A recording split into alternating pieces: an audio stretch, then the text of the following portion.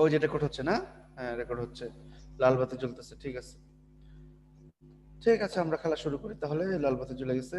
ওকে, আমরা আজকে পড়বো ম্যানেজমেন্ট অ্যাপ্রোচ। ম্যানেজমেন্ট অ্যাপ্রোচ আমরা ওই দিন ম্যানেজমেন্ট কাকে বলে পড়েছিলাম। কেউ একজন আমাকে একটু বলো ম্যানেজমেন্ট কাকে বলে। কেউ একজন বলো, বলো দেখি, রিফাত বলো দেখি। রিফাত, ম্যানেজমেন্ট কাকে বলে?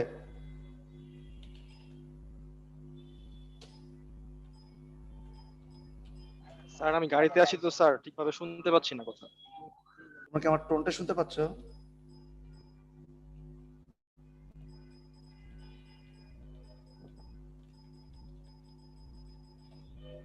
কথা শুনতে পাচ্ছ আমার?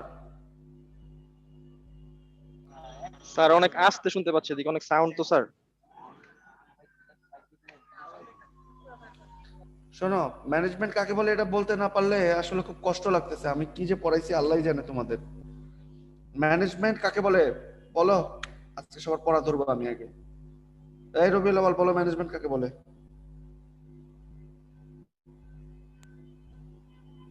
স্যার ম্যানেজমেন্ট হলো কোন একটা প্রতিষ্ঠানের প্ল্যানিং ডিসিশন, কোন একটা অর্গানাইজেশনের সেটাকে লিডিং করে, ফিজিক্যালি ফিনান্সিয়ালি ওভারঅল লিডিং করে। তার একটা গোল থাকে, গোলটাকে অ্যাচিভ করা। গোলটাকে অ্যাচিভ করা, ভেরি গুড। এই তো, তো পারছই তো, বলো না কেন তোমরা গর্দভের দল সব। ওকে, সো আমরা আসলে ম্যানেজমেন্ট অ্যাপ্রোচ করবো। ম্যানেজমেন্ট অ্যাপ্রোচটা কি আসলে? ম্যানেজমেন্ট অ্যাপ্রোচ, অ্যাপ্রোচ বলতে কি বলছো? অ্যাপ্রোচ বলতে আমরা বলি না যে ভাই ওর অ্যাপ্রোচটা খারাপ ছিল, ঠিক আছে, হ্যাঁ ও যেভাবে মারতে আসছে ভাই, ও যেভাবে আসছে ভাই, ওর অ্যাপ্রোচটা খারাপ ছিল, ঠিক আছে না? মানে অর্থাৎ মানে কোন একটা কাজে সে যেভাবে আগাচ্ছে সেটাকে আমরা কি বলি? অ্যাপ্রোচ বলি, তাই না? তোমার এই অ্যাপ্রোচটা ভালো, তোমার এই চেষ্টাটা ভালো আমরা বলি। তো ম্যানেজমেন্ট অ্যাপ্রোচটা হচ্ছে ওই যে আমরা ম্যানেজ করব to attain, manage my worker to attain a certain goal. এইটার জন্য আমি কিভাবে এগোবো, এটাকে বলে হচ্ছে management approach. So management approach গুলোর কিছু থিওরি রয়েছে। হ্যাঁ, তার আগে আমরা আসলে জানতে চাই যে ম্যানেজমেন্টের কোথায় প্রয়োজন। এই উত্তরটা আসলে আমাদের আমরা এভাবে দিতে পারি যে মানব জীবনে মানে কোথায় যে অ্যাপ্রোচ মানে ম্যানেজমেন্ট নাই সেটা বলা মুশকিল। ইভেন ইভেন আমার আমার জীবনও ব্যক্তিগত লাইফেও কিন্তু আমি ম্যানেজমেন্ট করেই চলি, তাই না? আমি প্ল্যান করে চলি।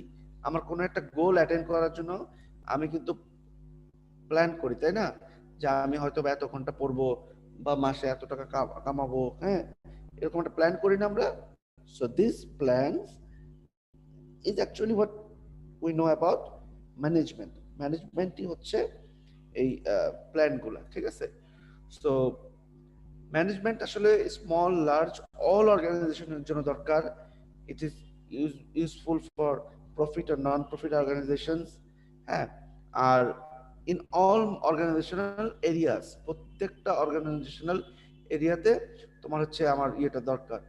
হ্যাঁ, manufacturing, marketing, human resource, accounting, IT sector, সব জায়গায় আমাদের এটা দরকার, ঠিক আছে? এবং একটা অর্গানাইজেশনের টপ টু বটম প্রত্যেকটা সেকশনে আমার কিন্তু এই হচ্ছে তোমার অর্গানাইজেশন এই ম্যানেজমেন্টটা দরকার, ঠিক আছে? আচ্ছা, এখন আমরা দুটো টার্ম শিখবো ম্যানেজমেন্টে, সেটা হচ্ছে ইফিসিয়েন্সি এবং ইফেক্টিভনেস। ফারহান আলিম, আমাকে একটু বলেন তো ইফিসিয়েন্সি এবং ইফেক্টিভনেস বলতে আপনি কে বোঝেন? ফারহান, আছো ক্লাসে? জি স্যার। জি স্যার, আছি স্যার। ফারহান বলো দেখি, এফিসিয়েন্সি এবং ইফেক্টিভনেস এই দুটো ওয়ার্ড দিয়ে তুমি কি বোঝো? এই দুটো ওয়ার্ড দিয়ে কি বুঝি স্যার? হুম। স্যার দুটোই অ্যাডজেক্টিভ স্যার। একটা ইফেক্টিভনেস বলতে বোঝায় স্যার কোনো একটা জিনিস, কোনো ইফেক্টিভনেস একটা জিনিসের স্যার নাকি অবজেক্টিভ? আউটপুট থাকা স্যার। কোনো অ্যাডজেক্টিভ, একটা জিনিসের, অ্যাডজেক্টিভ। জি স্যার, ইফেক্টিভ আর এফিশিয়েন্ট দুইটাই অ্যাডজেক্টিভ স্যার। ওগুলা অ্যাডজেক্টিভ, যদি অ্যাডজেক্টিভ। নেস লাগাই তাহলে নাউন হয়ে যায় স্যার। হ্যাঁ সেটা বলো। হ্যাঁ আচ্ছা, তো বলো কি বলতেছিলা, বলো বলো এবার কাহিনী বলো, স্যার বলো। হ্যাঁ। এফেক্টিভ বলতে স্যার কোন একটা জিনিসের এফেক্ট থাকা স্যার, হুম কোন হুম একটা জিনিসের এফেক্ট থাকা স্যার, যেটা আমরা বুঝাই হুম কোন একটা জিনিসের ইম্প্যাক্ট থাকা। হুম। আর এফিসিয়েন্সি হলো যে স্যার যেটাকে বলা হয় যে স্যার বাংলায় বলা হয় যে মানে কর্মদক্ষতা বলা হয় আর কি স্যার, যেটা যে মোস্ট প্রবাবলি ইফেক্টিভনেস, এফিসিয়েন্সিকে কি বলা হয় বাংলায়? দক্ষতা আর কি স্যার, হ্যাঁ। আর এফিসিয়েন্সি ইফেক্টিভনেসকে দক্ষতা বলা হয় স্যার, খুব সম্ভব স্যার, মানে কার্যকারিতা দক্ষতা বা বলে। কার্যকারিতা স্যার। হ্যাঁ, ইফেক্টিভনেসকে কার্যকারিতা বলে। আচ্ছা, সো আমি দেখাই যে এফিসিয়েন্সি মানে হচ্ছে, যেমন ধরো তুমি পরীক্ষায় ভালো নাম্বার পেতে চাও, ঠিক আছে, তার জন্য you are preparing your lessons, তুমি পড়াশোনা করছো, it means you are doing the right thing, ঠিক আছে, তুমি পড়াশোনা করছো, এটা তো অবশ্যই রাইট থিং, তুমি ঠিক কাজই করছো। আর তুমি টিচার যেগুলো ধরো ইম্পর্টেন্ট ইম্পর্টেন্ট কোশ্চেন দাগিয়ে দিয়েছে, সেগুলো তুমি বেশি করে পড়ে যাচ্ছ, ঠিক আছে, এটার মানে কি, না সরি, উল্টা উল্টা উল্টা বললাম, যে ধরো তুমি পড়াশোনা করছো, you are doing things right, হ্যাঁ, আর তুমি ভালো নাম্বার পাওয়ার জন্য ইম্পর্টেন্ট ইম্পর্টেন্ট কোশ্চেন গুলো পড়ছো, it means you are doing the right thing, তাই না? তুমি পড়াশোনা করছো, সব ঠিক আছে, কিন্তু তুমি ধরো ইম্পর্টেন্ট কোশ্চেন পড়ে গেলে না, আনইম্পর্টেন্ট জিনিসপত্র পড়ছো, পরীক্ষার হলে আসছে, ঠিক আছে, তখন কি হবে, তুমি পারবা না উত্তর করতে, তার মানে কি you are not doing the right thing, তোমার পড়াশোনাটা আমরা বলি কি ইফেক্টিভ ছিল না, তুমি যে পড়াশোনাটা করেছো আমরা বলি পড়াশোনাটা ইফেক্টিভ ছিল না, আমরা বলি না যে ইফিশিয়েন্ট ছিল না, আমরা বলি না যে তোমরা যতটুকু ইফিশিয়েন্ট, মানে কি পর্যাপ্ত বলতে পারি আমরা, তাই না, যে এইটুকু দিলে এফিশিয়েন্ট আমরা বলি না, হ্যাঁ, তো এই এফিশিয়েন্ট ছিল কিন্তু জিনিসটা ইফেক্টিভ ছিল না, ব্যাপারটা বুঝতে পারছো, পড়াশোনাটা যথেষ্ট করেছো কিন্তু সেই পড়াশোনাটা ইফেক্টিভ ছিল না, ব্যাপারটা বোঝা গেছে, বুঝতে পারছেন, কথা বলেন না কেন, জি স্যার, শুধু ফাইনালি বুঝলে হবে, জি স্যার। বুঝছো নাকি মারুফ?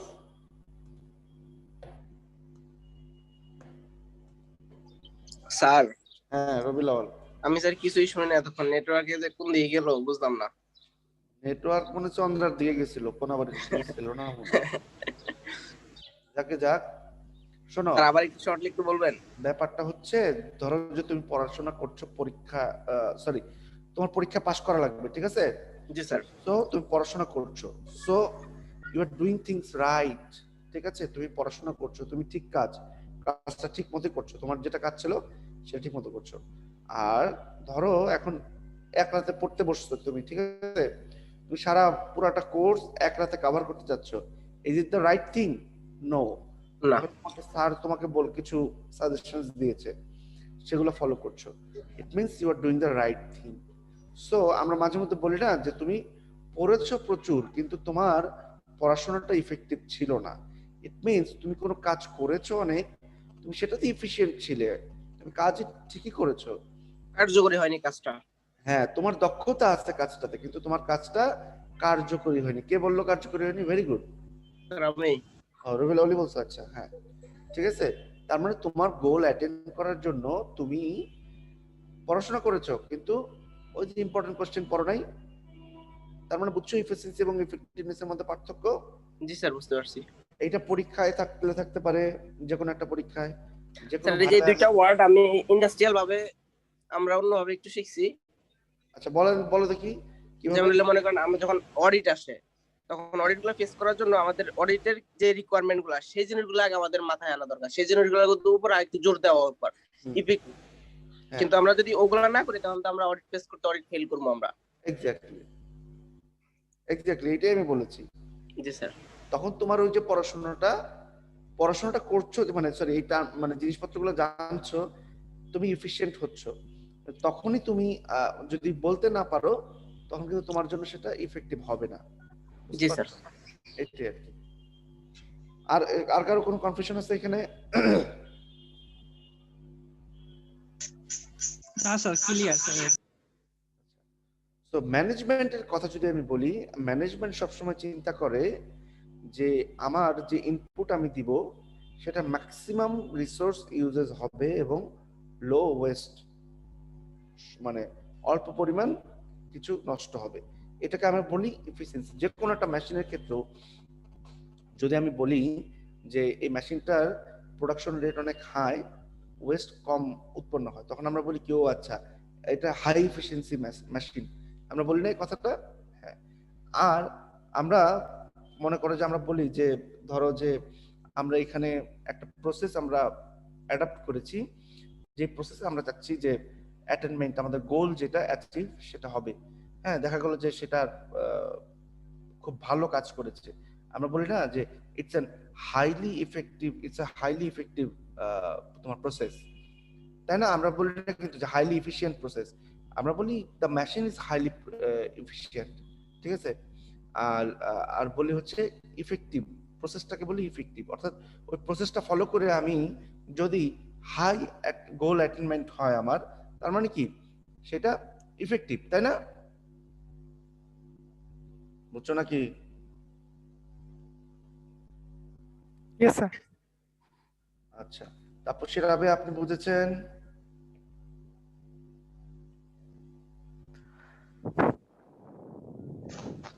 তাপসী, রাবেয়া নাই, তারপর আরেকটা কে জানি ছিল, মেশ, জেরিন। জেরিন, স্যার মেজর বুঝতে জেরিন পেরেছি কোথায়? স্যার। মেজর জেরিন কোথায়? স্যার বুঝতে পেরেছি স্যার। বুঝতে পেরেছ? জি তোমাদের স্যার। আর্মির টার্ম দিয়ে আমাকে একটু বুঝিয়ে দাও তো, যে ইফিসিয়েন্সি এবং আমাদের ইফেক্টিভনেসটা কি? আমি কিন্তু তোমাকে স্যার ভাইভাতে এটা ধরবই, আজকে না আমি যে পারলেও। ডিপার্টমেন্টে আছি সেখানেও স্যার আমার মেশিনারি জিনিস নিয়েই কাজ করা স্যার। স্যার আপনি যেটা বুঝাইছিলেন যে স্যার হচ্ছে যে আমরা বলি যে কোনো মেশিন, এই মেশিনটা হাই এফিসিয়েন্সি মেশিন, আর কাজের ক্ষেত্রে এটা দিয়ে আমরা যে আমরা যেটা হচ্ছে আউটপুট পাই সেই মেশিন থেকে সেটাকে বলি যে এফেক্টিভ মেশিন। যেমন স্যার হচ্ছে আগে আমরা হচ্ছে এক্সরে যেগুলো করতাম স্যার অ্যানালগ মেশিন দিয়ে করতাম, কিন্তু এখন আমাদের অনেক ডিজিটাল মেশিন আসছে যেগুলো দিয়ে স্যার হচ্ছে আগে আমরা খুব যে একটা এক্সরে করতে আমাদের তোমাকে একটা এক এক্সরে সেকেন্ড, করা, তারপর প্রসেস করা, তারপর স্যার হচ্ছে সেই এক্সরে ফিল্ম রিপোর্ট আউট করাটা আমাদের যতটুকু সময় লাগতো সেটা এখন আমাদের তখন আমাদের একটা এক্সরে করতে যদি 10 মিনিট সময় লাগতো, এখন আমরা 1 মিনিটে 2টা এক্সরে করতে পারি। তো দেখা গেছে যে স্যার হচ্ছে সে হাই কোয়ালিটির যে মেশিন গুলা স্যার ওগুলোর মাধ্যমে আমরা কাজের ইফেক্টিভনেসটা বেশি বেড়ে গেছে স্যার। তো স্যার এইটাই স্যার। ঠিক আছে, গুড। তোমরা কেউ কোনো শব্দ শুনতে পাও না? শুনতে পাচ্ছ কোনো শব্দ? আমি যে টুংটাং করতেছি কোনো শব্দ পাও? জি স্যার, পাওয়া যাচ্ছে, একদম হালকা ভাবে পাওয়া যাচ্ছে। কি শব্দ পাওয়া যায়? মাউসের মনে হয় স্যার। আমি একটা ছন্দ তোলার চেষ্টা করছি কিন্তু ছন্দটা তুলতে পারছি না। দুইটা দিয়ে বাজে, দুইটা কিবোর্ড কি দিয়ে বাজে, আর কিছুতে বাজে না। যাই হোক, দুষ্টামি না করি, পড়াশোনা করি। ওকে, সো ম্যানেজমেন্ট সবসময় লক্ষ্য রাখে যেন আমার হাই এফিসিয়েন্সি হয় এবং হাইলি ইফেক্টিভ কোনো প্রসেস আমরা অ্যাপ্লাই করতে পারি, অ্যাডাপ্ট করতে পারি, লো রিসোর্স ওয়েস্ট এবং হাই গোল অ্যাটেইনমেন্ট। এটা মনে রাখতে হবে সবসময়, ঠিক আছে? ক্লাস নিয়ে নি, কটা বাজে মাত্র? মাত্র 4টা। ক্লাসই তো আমার 3:30 থেকে, বুঝছেন না? আসতেছি, শেষ করে দিব তাড়াতাড়ি। আচ্ছা, সো যেটা বলতেছিলাম যে ক্লাস, আচ্ছা এখন এই অ্যাপ্রোচ, আমরা তো এফিসিয়েন্সি এবং ইফেক্টিভনেস পড়লাম, সো এই অ্যাপ্রোচ গুলো আমরা এখন পড়বো। অ্যাপ্রোচ গুলো আমি বলেছি যে আসলে তুমি একটা ম্যানেজমেন্টকে কিভাবে চালাতে চাচ্ছ, ম্যানেজমেন্ট, হ্যাঁ, ম্যানেজ করতে চাচ্ছ কিভাবে, তোমার এটাকে আমরা বলি ম্যানেজমেন্ট অ্যাপ্রোচ। সো এটার জন্য কিছু থিওরি আমাদের রয়েছে। এই স্লাইড গুলা খুবই বড়, এই এই ইয়ের স্লাইড 75টা মনে হয় টোটাল স্লাইড, এতগুলো হয়তো আমরা পড়বো না, তবে বেশি অধিকাংশই পড়ব, ঠিক আছে? সো আমরা প্রথমে এই অ্যাপ্রোচ গুলাকে 3টা ভাগে ভাগ করতে পারি। সেগুলো হচ্ছে যথারীতি দেখতে পাচ্ছ স্ক্রিনে, ক্লাসিক্যাল অ্যাপ্রোচ, বিহেভিয়ারাল অ্যাপ্রোচ এবং মডার্ন অ্যাপ্রোচ। ওকে, আচ্ছা, সো এই 3টা ক্লাসিক্যাল অ্যাপ্রোচ মানে হচ্ছে তোমার খুব আধুনিক নয় এটা, ঠিক আছে? এগুলা আদিকালে তৈরি হওয়া অ্যাপ্রোচ আর কি, মানে প্রাচীন কালে তৈরি হয় আমরা যদি বলি। ঠিক আছে, সো ক্লাসিক্যাল অ্যাপ্রোচ গুলো আমরা শুরু করি। ফার্স্ট অফ অল, তিনটা যে ক্লাসিক্যাল অ্যাপ্রোচ রয়েছে তারা এটাকে এখানে একটা সারমর্ম আমরা এখানে ইন আ নাটশেল আমরা বর্ণনা করার চেষ্টা করেছি, which is like scientific management, administrative management এবং হচ্ছে bureaucratic management. In scientific management, it focuses on the individual workers' productivity. It means how much or how many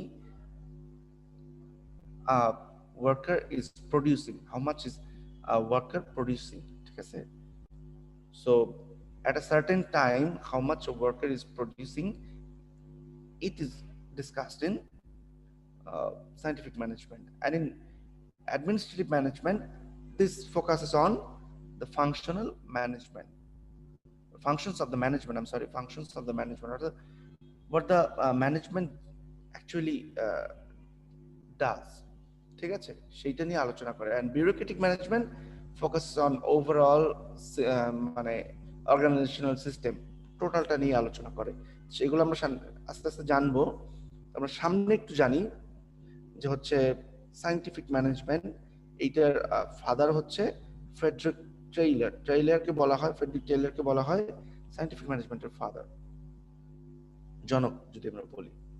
ঠিক আছে, আর ফোর প্রিন্সিপাল, তিনি চারটা প্রিন্সিপাল দিয়েছিলেন আমাদেরকে, এবং সেই প্রিন্সিপাল গুলো যদি আমরা একটু পড়ি দেখি, যে develop a scientific approach for each element of one's work. আচ্ছা, scientifically select, trade, teach and develop each worker, cooperate with workers to ensure the jobs match plans and principles, and ensure appropriate division of labor. বুঝতে পেরেছেন? আচ্ছা, তাহলে ব্যাপারটা কি দাঁড়ালো, যে তোমাদেরকে যেটা করতে হবে, develop a scientific approach for each element of one's work. আচ্ছা, বলেছে যে প্রত্যেকে আমরা যারা কাজ করি, যারা ওয়ার্কার আছে আমার ধরো ইন্ডাস্ট্রিতে, তাদেরকে তাদের যে কাজগুলো সেটাকে একটা সায়েন্টিফিক অ্যাপ্রোচের মধ্যে আনতে হবে।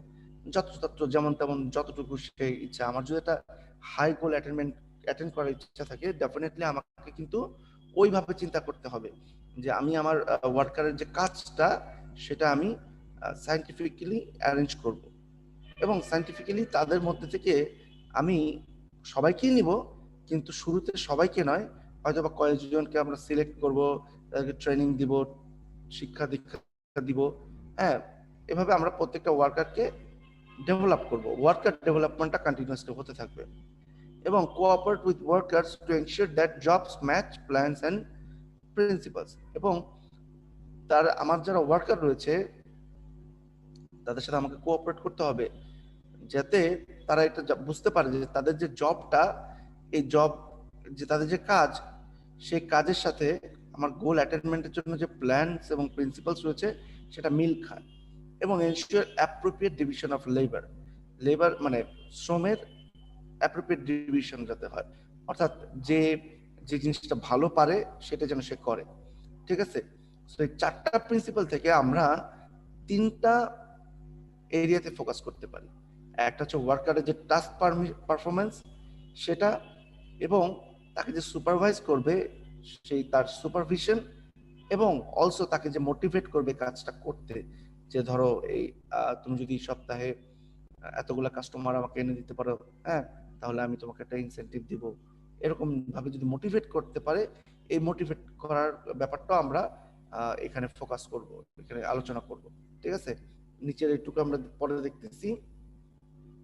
তো ব্যাপারটা হচ্ছে scientific ম্যানেজমেন্টটা became nationally known, but the selective implementation of the principle created more harm than good. অর্থাৎ একটা চারটা প্রিন্সিপালই আমরা অ্যাপ্লাই করতে পারিনি, যার কারণে হয়েছে কি সিলেক্টিভ ইমপ্লিমেন্টেশন, কয়েকটা করেছি কয়েকটা করিনি, যার কারণে হচ্ছে কি এই জিনিসটা যতটা ভালো করার কথা ছিল তার চেয়ে খারাপ করেছে। কিভাবে? যেমন ওয়ার্কারদের কথা ধরো, workers fail that as their performance increased, managers required them to do more work for the same pay. আচ্ছা, ব্যাপারটা কি দাঁড়ালো, ওয়ার্কাররা ভাবছে যে আমাদের পারফরমেন্স যদি আমরা ভালো দেখাই, হ্যাঁ, তাহলে ম্যানেজার বেটা কি করবে, যে আমাকে দিয়ে বেশি কাজ করাবে, কিন্তু টাকা কিন্তু আমাকে সেমই দিচ্ছে। হ্যাঁ, তো এটা কিন্তু হওয়ার কথা ছিল না। যে মোটিভেশন, তোমাকে যদি বেশি টাকা বেশি কাজ করো তাহলে বেশি টাকা দিবে, একটা ইনসেনটিভ দেওয়া হবে তোমাকে, সেটা কিন্তু দিবে না। হ্যাঁ, সেটা কিন্তু দেয় না ম্যানেজাররা। এইটা ওয়ার্কাররা তখন চিন্তা করা শুরু করলো। আর increases in performance mean fewer jobs and greater threat of layoffs. আচ্ছা, এখন মনে করো যে একটা কোম্পানিতে হচ্ছে তোমার উপরের লেভেলের লোক কম, তাই না, নিচের লেভেলের লোক বেশি। আচ্ছা, সো ইট মিনস যে ধরো আরেকটা জিনিস, যে এখন তুমি তোমার পারফরমেন্স খুবই ভালো, ঠিক আছে, তোমাকে যেই কাজ দেয় তুমি সেই কাজ করে ফেলো, তখন ম্যানেজাররা চিন্তা করে যে একে তো আরো কাজ করানো যায়। হ্যাঁ, তখন দেখা যায় দুইজনের কাজ একজনকে দিয়ে করাচ্ছে, আর একজনকে যখন তার দরকার পড়ছে না এক্সট্রা একজনকে, তখন ওই তাকে কিন্তু ছাঁটাই করে ফেলছে। ঠিক আছে, এখন ধরো আমি ভালো পারি কি লেকচার দিতে, ঠিক আছে, তার জন্য তোমাদের শিক্ষক হয়েছি। এখন আমাকে ধরো সারাদিন ধরেই বললো যে তুমি 5টা 6টা ক্লাস নাও, তো এই যে 5টা 6টা যখন ক্লাস নিচ্ছি, ইট বিকামস মনোটোনাস আমার জন্য, এবং রিপিটিটিভ কাজগুলো মনোটোনাস হয়ে যায় আমার জন্য। ওয়ার্কারদের ক্ষেত্রেও একই। ওয়ার্কার ধরো যে ওয়াশিং পারে, হ্যাঁ, সারাদিন সে ওয়াশ করছে, তার জন্য জিনিসটা মনোটোনাস হয়ে যাচ্ছে, এবং যার ফলস্বরূপ একটা ডিসস্যাটিসফ্যাকশন কিন্তু চলে আসছে। ঠিক আছে, আচ্ছা, তা বুঝছো এই জিনিসগুলো?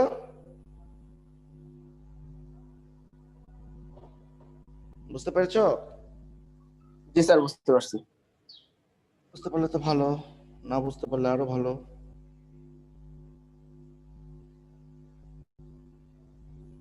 ঠিক আছে তাইলে, হ্যাঁ, এখন আমরা যেটা করি সেটা হচ্ছে যে আমরা focuses on the overall organizational system. কে হচ্ছে তোমার, আচ্ছা, বিউরোক্রেটিক ম্যানেজমেন্ট।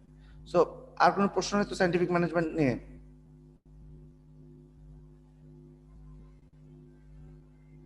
আচ্ছা, কোনো প্রশ্ন? না স্যার। ঠিক আছে। So bureaucratic management focuses on overall organizational system, need for organizations to function on a rational basis. ঠিক আছে, এবং বিউরোক্রেটিক ম্যানেজমেন্ট, আচ্ছা, বিউরোক্রেটিক ম্যানেজমেন্টে কি করে, শুধু ওয়ার্কার নয়, পুরা যে অর্গানাইজেশনাল সিস্টেম সেটাকে নিয়ে আলোচনা করে, এবং এটা তোমার চারটা তোমার ক্যারেক্টারিস্টিক্স এর উপর বেসড অন, যেমন তোমার farm rules, policies and procedures, a fixed hierarchy, a clear division of labor. আচ্ছা, এই যে ফার্ম রুলস, মানে আইনটা খুব কঠোর হতে হবে, এই আইনটা দিয়ে সে কিন্তু সব জায়গায় অ্যাপ্লাই করতে পারছে, মানে আইন ভঙ্গ করলে যে শাস্তি হবে এটা ওয়ার্কারের মধ্যে বা ম্যানেজমেন্টের সবাই, মানে যারা কাজ করে তাদের মাথার মধ্যে ঢুকিয়ে দিতে হবে। এবং পলিসিস এবং প্রসিজার, তার যে পলিসি এবং প্রসিজার রয়েছে সেগুলো স্পেসিফিক হতে হবে। ফিক্সড হায়ারার্কি, অর্থাৎ ধরো তোমার উপরে বস আছে 2জন, হ্যাঁ, ঠিক আছে, কোনোভাবে তাদের পদ সমান। এখন মনে করো সে একটা কথা বললো, আরেকজন ওটার এগেনস্টে গেল, তাহলে তোমার ওয়ার্কারদের জন্য সমস্যা না, তাই না? ধরো যে ওয়ার্কারদেরকে একজন বললো তোমাদের ডিউটি হচ্ছে 9টা থেকে 5টা পর্যন্ত, আরেকজন বললো যে না 10টা থেকে রাত 8টা পর্যন্ত, ঠিক আছে, তো এখন কার কথা মানবে? তো এটা ওয়ার্কারদের জন্য একটা ঝামেলা হয়ে যায় না? সো একটা ফিক্সড হায়ারার্কি থাকলে কিন্তু আর এই ঝামেলা হয় না, যে ম্যানেজার একজনই, ঠিক আছে, সুপারভাইজার একজনই, বা আমার ইউনিটের সুপারভাইজার একজনই, এরকম যদি হয় তাহলে কিন্তু ওয়ার্কারদের জন্য জিনিসটা ভালো হয়, আর যেহেতু ওয়ার্কারদের যখন সুবিধা হবে তোমার কিন্তু প্রোডাকশন বাড়বে। ঠিক আছে, আরেকটা হচ্ছে আ ক্লিয়ার ডিভিশন অফ লেবার, ওই যে তোমার লেবার মানে শ্রমের সুষ্ঠু বন্টন হবে, অর্থাৎ ওই যে ভয় পাচ্ছিল লেবার মানে ওয়ার্কাররা যে আমি যদি বেশি কাজ করি তাহলে হয়তো বা অন্য আরেকজন লে অফ হয়ে যাবে, ছাঁটাই হবে, অথবা আমাকে দিয়ে বেশি কাজ, দুইজনের কাজ করাবে, ঠিক আছে, সেই ভয়টা তাদের থাকবে না, বলে দেওয়া থাকবে, যে স্পেসিফিক ভাবে বলে দেওয়া থাকবে, ক্লিয়ারলি বলে দেওয়া থাকবে যে ডিভিশন অফ লেবারটা কিভাবে করতে হবে। বোঝা গেছে? বুঝতে পারছো? জি স্যার। আচ্ছা, সো বিউরোক্রেটিক ম্যানেজমেন্টের ম্যানেজমেন্ট থিওরি প্রবক্তা হচ্ছে ম্যাক্স ওয়েবার। ম্যাক্স ওয়েবার একজন জার্মান সোশিওলজিস্ট, ঠিক আছে, অ্যান্ড হিস্টোরিয়ান। আচ্ছা, এখানে তিনি 5টা প্রিন্সিপাল দিয়েছেন। ডিভিশন অফ লেবার আমি বলে দিয়েছি অলরেডি, হায়ারার্কি অফ অথরিটি এটাও বলে দিয়েছি, রুলস এন্ড প্রসিজার্স এটাও বললাম। আচ্ছা, ইমপার্সোনালিটি এবং এমপ্লয়ি সিলেকশন এন্ড প্রমোশন। ইমপার্সোনালিটি অর্থাৎ যখন কোন একটা আচ্ছা এটা আমি পরের স্লাইডে দেখাই, তাহলে সুন্দরভাবে বুঝতে পারবা। এই যে কতগুলা ইয়া আছে, এর মধ্যে দেখো ইমপার্সোনালিটি আছে। এখন মনে করো যে তুমি তোমার বসকে খুব তেল দাও, ঠিক আছে, তেল দেওয়ার দরুন তোমার বস তোমাকে কিছু বলে না, ঠিক আছে, তোমাকে মানে ধরো যে অন্যদের জন্য রুলগুলো ফার্ম হলেও তোমার জন্য রুলটা এতটা কঠোর নয়, তখন কি হয়, তুমি কিন্তু আস্তে আস্তে একটু ইয়ে হতে থাকবা আর কি, আমি যদি সোজা বাংলায় বলি বেয়াদব হতে থাকবা, অন্যদের সাথে ভাব নিবা, এটা একটা ইন্ডাস্ট্রিতে মধ্যে ঝামেলা সৃষ্টি করবে, তাই না? যার কারণে দেখা যাচ্ছে যে তোমাদের ওয়ার্কারদের ক্ষতি হবে, ওয়ার্কারদের ক্ষতি মানে তোমার হচ্ছে ম্যানেজমেন্টের ক্ষতি, ম্যানেজমেন্টের ক্ষতি মানে ইন্ডাস্ট্রির ক্ষতি। সো ইম্পার্সোনাল যে কোনো একটা রুল হোক, সেটা কোনো একটা ব্যক্তিকে কেন্দ্র করে নাই, সবার জন্য হতে হবে, ঠিক আছে? আচ্ছা, এরপর ওই যে আমি বলি যে আ বিউরোক্রেটিক ম্যানেজমেন্ট বা আ বিউরোক্রেসি শুড হ্যাভ, প্রথম দেখো অপশনটা ডিভিশন অফ লেবার, এটা কি বলেছে, jobs broken down into simple routine and well defined task, মানে ওই যে আমাকে বলে দেওয়া থাকবে যে আমি আসলে কি করব, কতক্ষণ করব, কিভাবে করব, এগুলো সব বলে দেওয়া থাকবে। আর authority hierarchy, positions organized in a hierarchy with a clear chain of command, অর্থাৎ দুজন আমাকে কমান্ড দিবে না, আমি একজনের কমান্ডে চলবো, হায়ারার্কিটা আমার ক্লিয়ার হতে হবে আমার কাছে, ঠিক আছে? একটা ম্যানেজমেন্টে এই জিনিসটা খুব ইম্পর্টেন্ট। এরপরে আছে ধরো ফর্মাল সিলেকশন, অর্থাৎ people selected for jobs based on technical qualification, কারো মামা চাচা আত্মীয় এর ভাবে নয়, সবার জন্যই সমান, এবং আমার যে টেকনিক্যালি যে ভালো স্কিল যার ভালো, তাকে আমি কোয়ালিফাই করব এবং সিলেক্ট করব ফর মাই জব। আর formal rules and regulations, system of written rules and standard operating procedure. এখন মনে করো যে একটা রুল, ধরো এটা লিখিত নাই, হ্যাঁ, কিন্তু এটা ভঙ্গ করা সমাজের দৃষ্টিতে খারাপ, এই রুলটার জন্য তুমি কিন্তু তাকে শাস্তি দিতে পারবে না, তুমি তাকে ছিছি করতে পারবে, ছি এই কাজ করছে ওই করছে, ধরো সে ফ্যাক্টরির মাল অন্য কোথাও সহজে বিক্রি করে দিচ্ছিল, এটা ধরো রিটেন লেখা নাই যে এটা কি শাস্তি আছে, তো ম্যাক্সিমাম এটা কি হবে, তোমার ছিছি করবে মানুষ বা তার নামে দুর্নাম করবে। যদি কোনো রুলস থাকে যে না এরকম যদি একটা জিনিস বাইরে চলে যায় তাহলে তোমার শাস্তি আছে, ঠিক আছে, রিটেন রুল থাকে, তাহলে কিন্তু তার শাস্তি, সে যদি অমান্য করে তাহলে সেটা বাধ্য, ঠিক আছে? বা ধরো কেউ একজন আসে দেরিতে যায় তাড়াতাড়ি, এটা ধরো যদি রিটেন রুল না থাকে তাকে কেউ শাস্তির মধ্যে আনতে পারবে না, হ্যাঁ। আর কিছু স্ট্যান্ডার্ড অপারেটিং প্রসিজার থাকবে, it means standard operating procedure মানে হচ্ছে তুমি ধরো একটা মেশিন চালাবে, if you are a non technical person, standard operating প্রসিজারটা যেন এমন ভাবে থাকে যেন তুমি নন টেকনিক্যাল হলেও ওটা ওই নির্দেশনাটা পড়ে পড়ে বুঝে তুমি লিখতে পারো, বুঝতে পারছো বিষয়টা? জি স্যার। আর ইমপার্সোনালিটি তো আমি বলেই দিলাম। Career orientation, managers are career professionals not owners of units they manage. ধরো একটা ইউনিটের ম্যানেজার, সে কিন্তু একজন ক্যারিয়ার প্রফেশনালি তোমাদের মতো, হ্যাঁ, সে কিন্তু ওই ইউনিটটার মালিক নয় বা সেই ইন্ডাস্ট্রিটার মালিক নয়, কাজেই তার কিন্তু মানে সে অর্ডার দিতে পারবে কিন্তু তার ইচ্ছা মতো সে অর্ডার দিতে পারবে না, বুঝতে পারছো? এরপরে এখানে আমি যা বলেছি এতক্ষণ হুবহু এটাই লেখা আছে, ঠিক আছে? তো আমার মনে হচ্ছে আজকে এইটুকুই থাক, বিকাল বিকাল হয়ে যাচ্ছে, আর বেশি দূর না যাই, ঠিক আছে? বুঝতে পারছো? জি স্যার। মনে হচ্ছে যে it's okay to be in the class for that much of time, okay? So আমার মনে হয় যে তোমরা চলে যাও, আমি মিটিং ইয়ে করে বাসায় চলে যাই, okay? Okay sir, thank you sir. কারো যদি বোঝার কিছু থাকে তাহলে বলো। ওকে, বাই বাই, খোদা হাফেজ।